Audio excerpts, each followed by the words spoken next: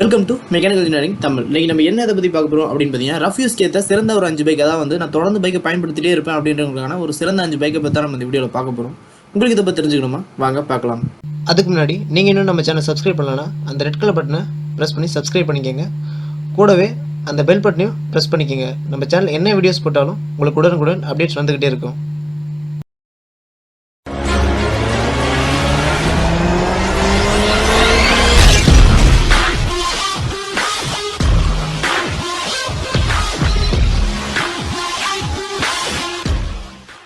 இந்த கமெண்ட் வந்து பலரும் கேட்டிருந்தேன். என்ன அப்படின்னு பார்த்தீங்கன்னா, நான் வந்து ஒரு மார்க்கெட்டிங் ஜாப்ல இருக்கேன், இல்லை நான் வந்து ஒரு சேல்ஸ்மேனாக இருக்கேன், எனக்கு வந்து பைக்கை நம்பியே தான் வேலை. இதில் வந்து பார்த்தீங்கன்னா மைலேஜ் நல்லா இருக்கணும், அது மட்டும் இல்லாமல் அதோட மெயின்டெனன்ஸ் வந்து கம்மியாக இருக்கணும், அதுக்கேற்ற மாதிரி வந்து பைக்கை பற்றி சொல்லுங்கள் அப்படின்ற மாதிரி வந்து பலரும் கேட்டிருந்தீங்க.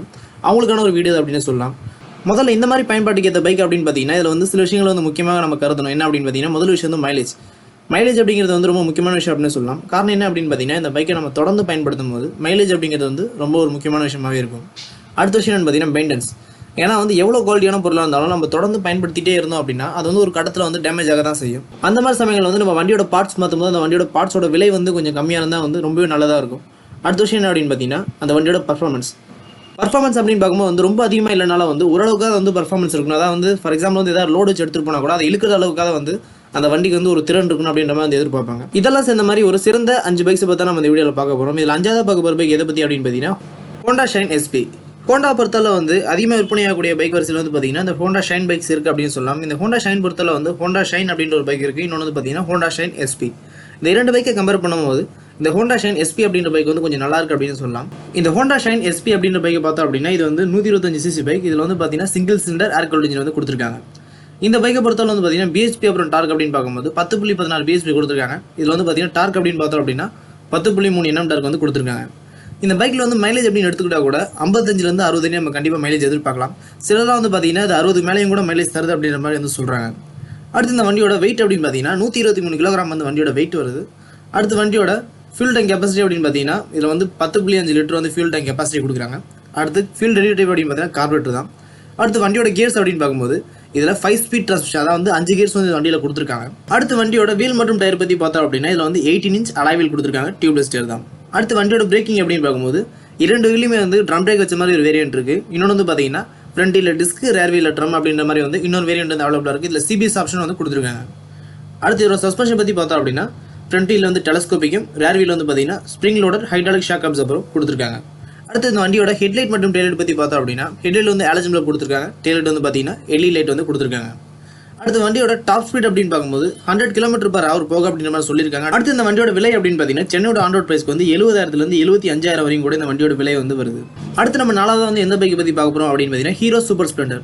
நான் ஹீரோ பொறுத்தவரை வந்து இந்த ஸ்ப்ளெண்டர் பைக் அப்படின்னாலே வந்து கொஞ்சம் ஃபேமஸான பைக் அப்படின்னு சொல்லலாம். அதுலேயே வந்து 125 சிசி பைக் வந்து கொஞ்சம் இப்போ ஃபேமஸாக ஓடிட்டு இருக்க பைக் அப்படின்னு சொல்லலாம். அந்த பைக்கில் வந்து பார்த்தீங்கன்னா 124.7 சிசி கொடுத்துருக்காங்க. இது வந்து சிங்கிள் சிலிண்டர் ஏர் கூல்ட் இன்ஜின்.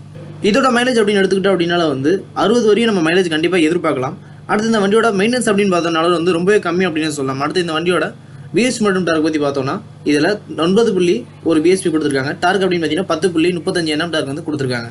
அடுத்து இந்த வண்டியோட வெயிட் அப்படின்னு பார்த்தீங்கன்னா 121 கிலோகிராம் வந்து வண்டியோட வெயிட் வருது. அடுத்து வண்டியோட ஃபியூல் டெலிவரி அப்படின்னு பார்த்தீங்கன்னா கார்பரேட்டர் தான். அடுத்து வண்டியோட கியர்ஸ் அப்படின்னு பார்க்கும்போது 4 ஸ்பீட் டிரான்ஸ்மிஷன் வந்து கொடுத்துருக்காங்க, அதாவது வந்து 4 கியர்ஸ் வந்து வண்டியில் கொடுத்துருக்காங்க. அடுத்து வண்டியோட ஃபியூல் டேங்க் கெப்பாசிட்டி அப்படின்னு பார்த்தீங்கன்னா 13 லிட்டர் வந்து ஃபியூல் டேங்க் கெப்பாசிட்டி கொடுத்துருக்காங்க. அடுத்து வண்டியோட வீல் மற்றும் டயர் பற்றி பார்த்தோம் அப்படின்னா 18 இன்ச் அலாய் வீல் கொடுத்துருக்காங்க, டியூப்லெஸ் டயர் தான். அடுத்து வண்டியோட பிரேக்கிங் அப்படின்னு பார்க்கும்போது 2 வீலுமே வந்து ட்ரம் பிரேக் கொடுத்துருக்காங்க. அடுத்து வண்டியோட சஸ்பென்ஷன் அப்படின்னு பார்த்தீங்கன்னா ஃப்ரண்ட் வீல் வந்து டெலஸ்கோபிக்கும், ரேர் வீல் வந்து பார்த்தீங்கன்னா ஸ்ப்ரிங் ஆர்ம் ஹைட்ராலிக் ஷாக் அப்சர்வரும் கொடுத்துருக்காங்க. அடுத்து வண்டியோட ஹெட்லைட் மற்றும் டெய்லைட் பற்றி பார்த்தோம் அப்படின்னா ஹெட்லைட் வந்து ஆலஜம்ல கொடுத்துருக்காங்க. அடுத்து வண்டியோட டெய்லைட் பற்றி பார்த்தோம் அப்படின்னா அது வந்து ஒரு பல்ப் டைப் தான் வந்து கொடுத்துருக்காங்க. அடுத்து வண்டியோட டாப் ஸ்பீட் அப்படின்னு பார்க்கும்போது 90 km/h போக அப்படின்ற மாதிரி வந்து சொல்லியிருக்காங்க. அடுத்து வண்டியோட விலை அப்படின்னு பார்த்தீங்கன்னா சென்னையோட ஆன் ரோட் பிரைஸ்க்கு வந்து 65,000லேருந்து 67,000 வரைக்கும் கூட இந்த வண்டியோட விலை வந்து வருது. அடுத்து நம்ம 3வது வந்து எந்த பைக்கை பற்றி பார்க்க போகிறோம் அப்படின்னு டிவிஎஸ் விக்டர். டிவிஎஸ் நிறுவனத்தை பொறுத்தவரை வந்து இது வந்து கொஞ்சம் அதிகமாக விற்பனையாகக்கூடிய பைக் அப்படின்னு சொல்லலாம். இந்த பைக்லேயே வந்து பார்த்தீங்கன்னா 60லேருந்து 65 வரையும் நம்ம மைலேஜ் வந்து கண்டிப்பாக எதிர்பார்க்கலாம். அது மட்டும் இல்லாமல் இந்த பைக்கோட மெயின்டெனன்ஸும் வந்து ரொம்ப கம்மி அப்படின்னு சொல்லலாம். அடுத்து இந்த வண்டியில் வந்து பார்த்தீங்கன்னா 109.7 சிசி கொடுத்துருக்காங்க. இது வந்து சிங்கிள் சிலிண்டர் ஏர் கூல்ட் இன்ஜின். இதோட பிஎச் மற்றும் டார்க் பற்றி பார்த்தோம் அப்படின்னா இதில் வந்து 9.46 பிஎஸ்பி கொடுத்துருக்காங்க. டார்க் அப்படின்னு பார்த்தீங்கன்னா 9.4 Nm டார்க் வந்து கொடுத்துருக்காங்க. அடுத்து வண்டியோட வெயிட் அப்படின்னு பார்த்தீங்கன்னா 112 கிலோகிராம் வந்து வண்டியோட வெயிட் வருது. அடுத்து வண்டியோட ஃபியூல் டெலிவரி டைப் அப்படின்னு பார்த்தீங்கன்னா கார்பரேட்டர் தான். அடுத்து வண்டியோட கியர்ஸ் அப்படின்னு பார்க்கும்போது 4 ஸ்பீட் டிரான்ஸ்மிஷன், அதாவது வந்து 4 கியர்ஸ் வந்து இந்த வண்டியில் கொடுத்துருக்காங்க. அடுத்து வண்டியோட ஃபியூல் டேங்க் கெப்பாசிட்டி அப்படின்னு பார்த்தீங்கன்னா 8 லிட்டர் வந்து ஃபியூல் டேங்க் கெப்பாசிட்டி கொடுத்துருக்காங்க. அடுத்து வண்டியோட வீல் மற்றும் டயர் பற்றி பார்த்தோம் அப்படின்னா 17 இன்ச் அலாய் வீல் கொடுத்துருக்காங்க, டியூப்லெஸ் டயர் தான். அடுத்து பிரேக்கிங் அப்படின்னு பார்த்தோன்னா 2 வீலையுமே வந்து ட்ரம் பிரேக் கொடுத்துருக்காங்க. அது மட்டும் இல்லாமல் ஃப்ரண்ட்டில் டிஸ்க், ரேர் வீல் ட்ரம் அப்படின்ற மாதிரி இன்னொரு வேரியன்ட் வந்து அவைலபிளாக இருக்குது. அடுத்து வண்டியோட சஸ்பென்ஷன் அப்படின்னு பார்க்கும்போது ஃப்ரண்ட் வீல் வந்து டெலஸ்கோப்பிக்கும், ரேர் வீல் வந்து ஹைட்ராலிக் ஷாக் அப்சர்வரும் கொடுத்துருக்காங்க. அடுத்து வண்டியோட ஹெட்லைட் மற்றும் டெயிலைட் பற்றி பார்த்தோம் அப்படின்னா ஹெட்லைட் வந்து ஹாலஜன் பல்பும், டெயிலைட் வந்து பார்த்தீங்கன்னா அது வந்து ஒரு பல்ப் டைப் தான் வந்து கொடுத்துருக்காங்க. அடுத்து வண்டியோட டாப் ஸ்பீட் அப்படின்னு பார்த்தீங்கன்னா 94 km/h போகும் அப்படின்ற மாதிரி வந்து சொல்லியிருக்காங்க. அடுத்து வண்டியோட விலை அப்படின்னு பார்த்தீங்கன்னா சென்னையோட ஆன் ரோட் பிரைஸ் வந்து 60,000 67,000 வரைக்கும் கூட இந்த வண்டியோட விலை வருது அப்படின்னு சொல்லலாம். அடுத்து நம்ம இரண்டாவதாக வந்து எந்த பைக்கை பற்றி பார்க்க போகிறோம் அப்படின்னு பார்த்தீங்கன்னா யமஹா சல்யூட்டோ. இந்த யமஹா சல்யூட்டோ அப்படின்ற பைக்கை பற்றி பார்த்தோம் அப்படின்னா யமஹா நிறுவனத்தை பொறுத்தவரை அதிகமாக மைலேஜ் தரக்கூடிய பைக், அது மட்டும் இல்லாமல் மெயின்டெனன்ஸ் காஸ்ட் வந்து ரொம்ப கம்மியான பைக் அப்படின்னா இந்த யமஹா சல்யூட்டோ அப்படின்ற பைக்கை பற்றி சொல்லலாம். இந்த பைக்கோட மைலேஜ் அப்படின்னு பார்த்தோம் அப்படின்னா கூட கண்டிப்பாக வந்து 60 to 65 வரைக்கும் கூட இந்த பைக்கில் வந்து நம்ம மைலேஜ் எதிர்பார்க்கலாம். அடுத்து இந்த பைக்கோட மெயின்டெனன்ஸும் வந்து ரொம்ப கம்மி அப்படின்னு சொல்லலாம். அடுத்து இந்த பைக்கை பற்றி பார்த்தோம் அப்படின்னா இதில் வந்து 125 cc கொடுத்துருக்காங்க. இது வந்து சிங்கிள் சிலிண்டர் ஏர் கூல்ட் இன்ஜின். இதோட பிஹெச் மற்றும் டார்க் பற்றி பார்த்தோம் அப்படின்னா கூட இதில் வந்து 8.2 bhp கொடுத்துருக்காங்க. இதோட டார்க் அப்படின்னு பார்த்தீங்கன்னா 10.1 Nm டார்க் வந்து கொடுத்துருக்காங்க. அடுத்து வண்டியோட வெயிட் அப்படின்னு பார்த்தீங்கன்னா 112 kg வந்து வண்டியோட வெயிட் வருது. அடுத்து வண்டியோட ஃபியூல் டெலிவரி டைப் அப்படின்னு பார்த்தீங்கன்னா கார்பரேட்டர் தான். அடுத்து வண்டியோட கியர்ஸ் அப்படின்னு பார்த்தோம் அப்படின்னா 4 ஸ்பீட் டிரான்ஸ்மிஷன், அதாவது வந்து 4 கியர்ஸ் வந்து கொடுத்துருக்காங்க. அடுத்து வண்டியோட ஃபியூல் டேங்க் கெப்பாசிட்டி அப்படின்னு பார்த்தீங்கன்னா 7.6 லிட்டர் வந்து ஃபியூல் டேங்க் கெப்பாசிட்டி கொடுத்துருக்காங்க. அடுத்து வண்டியோட வீல் மற்றும் டயர் பற்றி பார்த்தோம் அப்படின்னா 18 இன்ச் அலாய் வீல் கொடுத்துருக்காங்க, டியூப்லெஸ் டயர் தான். அடுத்து வண்டியோட பிரேக்கிங் பற்றி பார்க்கும்போது 2 வீலையுமே வந்து ட்ரம் பிரேக் கொடுத்துருக்காங்க. அது மட்டும் இல்லாமல் ஃப்ரண்ட்டில் டிஸ்க், ரேர் வீல் ட்ரம் அப்படின்ற மாதிரி வந்து இன்னொரு வேரியன்ட் வந்து அவைலபிளாக இருக்குது. அடுத்து வண்டியோட சஸ்பென்ஷன் அப்படின்னு பார்த்தீங்கன்னா ஃப்ரண்ட்டில் டெலஸ்கோப்பிக்கும், ரேர் வீல் வந்து பார்த்தீங்கன்னா ஸ்விங் ஆர்ம், ஹைட்ராலிக் ஷாக் அப்சர்வரும் கொடுத்துருக்காங்க. அடுத்து வண்டியோட ஹெட்லைட் மற்றும் டெயிலைட் பற்றி பார்த்தோம் அப்படின்னா ஹெட்லைட் வந்து ஹாலஜன் பல்ப் கொடுத்துருக்காங்க, டெயிலைட் வந்து பார்த்தீங்கன்னா அது வந்து பல்ப் டைப் தான் வந்து கொடுத்துருக்காங்க. அடுத்து வண்டியோட டாப் ஸ்பீட் அப்படின்னு பார்க்கும்போது 90 km/h போகும் அப்படின்ற மாதிரி சொல்லியிருக்காங்க. அடுத்து வண்டியோட விலை அப்படின்னு பார்த்தீங்கன்னா சென்னையோட ஆன் ரோட் பிரைஸ் வந்து 60,000 to 62,000 வரைக்கும் கூட இதோட விலை வந்து வருது. அடுத்து நம்ம முதல் இடத்துல வந்து எந்த பைக்கை பற்றி பார்க்க போகிறோம் அப்படின்னு பார்த்தீங்கன்னா பஜாஜ் டிஸ்கவர் 125.